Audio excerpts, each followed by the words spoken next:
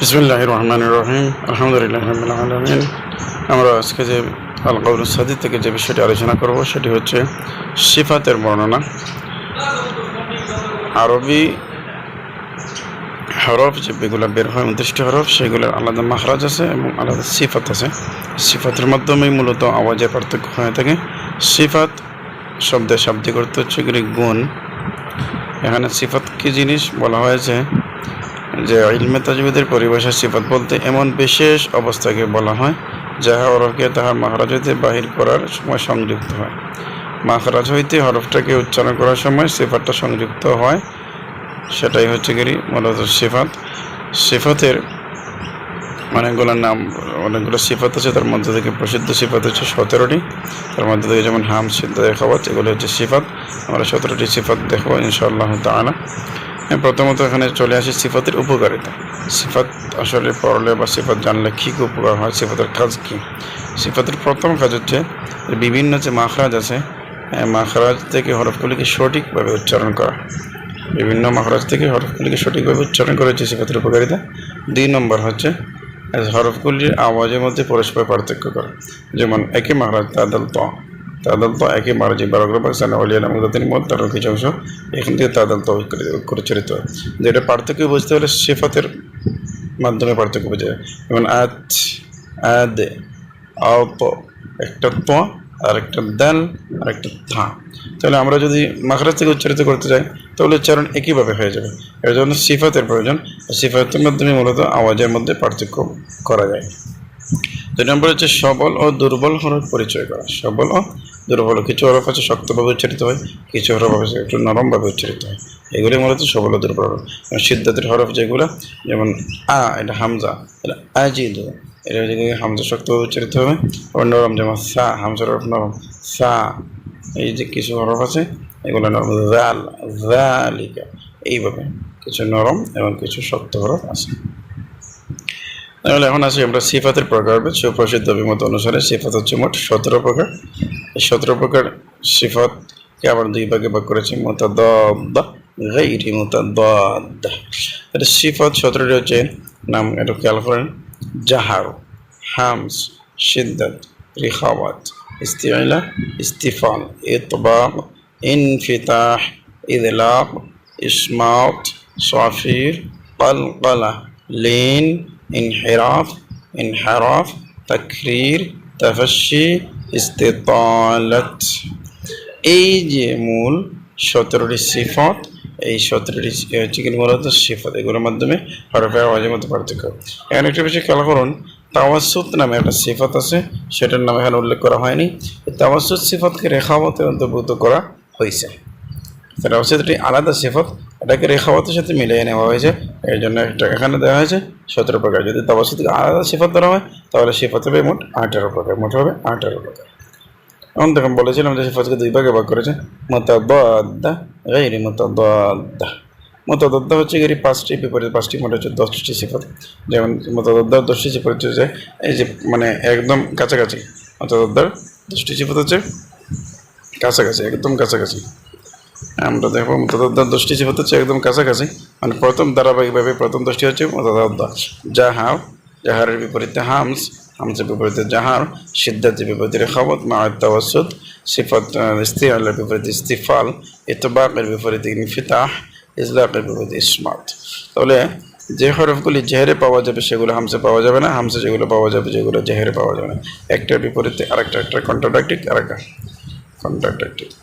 তাহলে সিদ্ধাত যেটা পাওয়া যাবে সেটা রেখাওয়াতে পাওয়া যাবে না, ইস্তিআলাতে যেটা পাওয়া যায় ইস্তিফালে সেটা পাওয়া যাবে।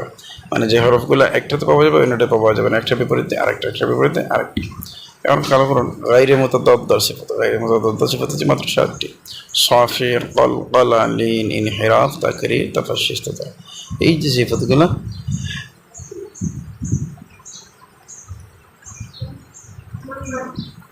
এই সিফাতগুলা যারা দারুল কিরাত মাজিদিয়া ফুলতরি ট্রাস্টের অধীনে পড়ালেখা করেন রমজানুল মুবারকে, তাদেরকে জন্য এই সিফাতগুলো মুখস্থ করা অবশ্যই প্রয়োজন। কারণ এগুলো পরীক্ষাতে আসে এবং কারি সাহেব হতে গেলে সেগুলো আপনাকে অবশ্যই জানা আবশ্যক।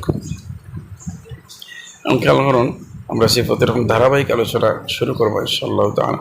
প্রথমটি খেয়াল করুন, জাহার। জাহার শব্দের অর্থ হচ্ছে জাহির করা, খোলাখুলি বর্ণনা করা। জাহার কাকে বলে? হরফ সবল থাকে উচ্চারণের সময় শ্বাস বন্ধ হয়ে যাওয়াকে জাহার বলে। হরফ সবল থাকায় জাহার হরফগুলো একটু সবল, একটু শক্তিশালী, এর জন্য উচ্চারণের সময় কি হয়ে যায়?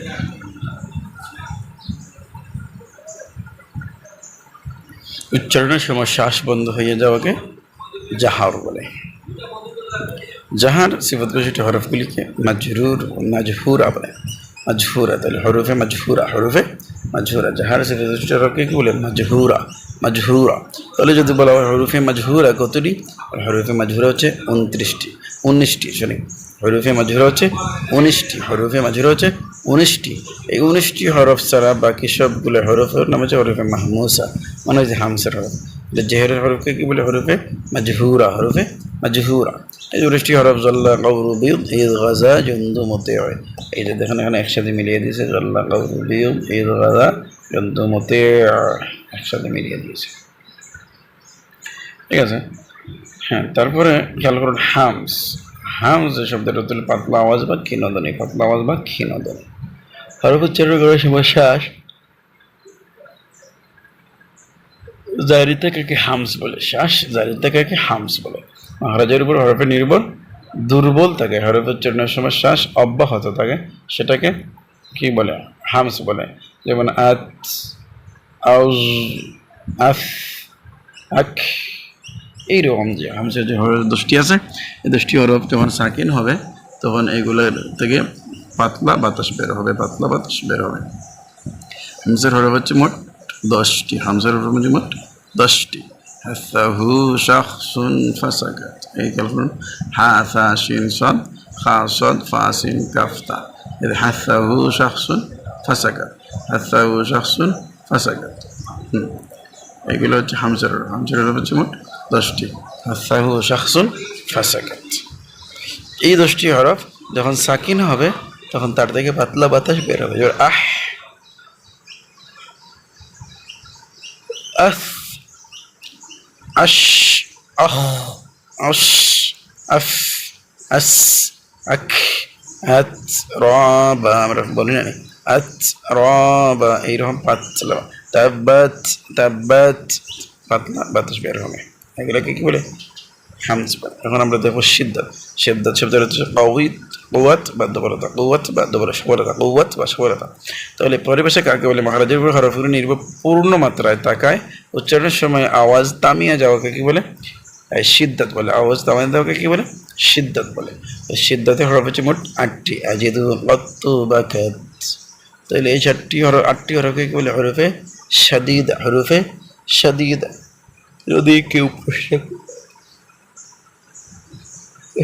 যদি আপনাকে কেউ প্রশ্ন করে যে হরফে শাদীদা কতটি, তাহলে বলতে হবে আমাকে যে হরফে শাদীদা হচ্ছে 8টি। কি কি? আজিদু, কত্তু, বাকাত, মানে আলিফ, বা, তা, জিম, দাল, ত, কফ, কাফ। এই 8টি হরফ হচ্ছে সিদ্ধাত। উচ্চারণের সময় আওয়াজ থামিয়ে যাবে, যেমন উচ্চারণ মানে আ হামজা উচ্চারণ আওয়াজ একটু মানে কঠিন করে বলতে আ, মানে মিমো মেনিন মা এইরকম। রেখাওয়াত শব্দ নরম। হরফ উচ্চারণের সময় মহারাজের উপর হরফের নির্ভর দুর্বল থাকে, উচ্চারণের সময় আওয়াজ জারি থাকে, সেটা নাকি কি বলে? হরফের ইখওয়া বলে। রেখাওয়াতে হরফগুলির নাম হচ্ছে হরফের ইখওয়া। তাহলে হরফের ইখওয়া কতটি? 16টি। রেখাওয়াতে হরফকে কি বলে? হরফের ইখওয়া বলে। যেমন জুজ, গাসসা, হাজা, নাদ্দা, শাউসিন, রাইয়া, সাহ। এখন তাওয়াসুত হচ্ছে মধ্যম পন্থা। কিন্তু এখন তাওয়াসুত কাকে বলে? আওয়াজ বন্ধ বার্তা জারি থাকা পরিমাণ সামান্য বেশি হওয়ায়, এটা হচ্ছে আরেকটা বিষয়। তাওয়াসুত কাকে বলে? তাওয়াসুত হচ্ছে হরফ উচ্চারণ করার সময় আওয়াজ পুরোপুরি বন্ধও হয় না, আবার পুরোপুরি জারিও হয় না। পুরোপুরি বন্ধও হয় না, পুরোপুরি জারিও হয় না, সেটাকে কি বলে? তাওয়াসুত বলে। তাওয়াসুতের হরফ হচ্ছে 5টি। লান, নুন, আইন, মিম, রা। এই 5টি হরফকে হরফে মুতাওয়াসসিত বলে। তাহলে হরফে মুতাওয়াসসিত কতটি? 5টি। লান, উমার। এবং বলেন তাওয়াসুতের হরফ তাওয়াসুত সিফাতকে রেখাওয়াতের অন্তর্ভুক্ত করা হয়েছে কেন? বলা হয়েছে যে আওয়াজ বন্ধ হওয়ার তুলনায় জারি থাকার পরিমাণ সামান্য বেশি হয়। এর জন্য তাওয়াসুতকে সিদ্ধাতের অন্তর্ভুক্ত না করিয়া রেখাওয়াতের অন্তর্ভুক্ত করা হয়েছে। এটা মোস্ট ইম্পর্টেন্ট প্রশ্ন, যে আওয়াজ বন্ধ হওয়ার তুলনায় জারি থাকার পরিমাণ সামান্য বেশি হওয়ায় সিদ্ধাতের অন্তর্ভুক্ত না করিয়া রেখাওয়াতের অন্তর্ভুক্ত করা হয়েছে। তাওয়াসুতের হরফ হচ্ছে মোট 5টি। লান, উমার। তাওয়াসুত 5টি হরফে মুতাওয়াসসিতা বলে। হরফে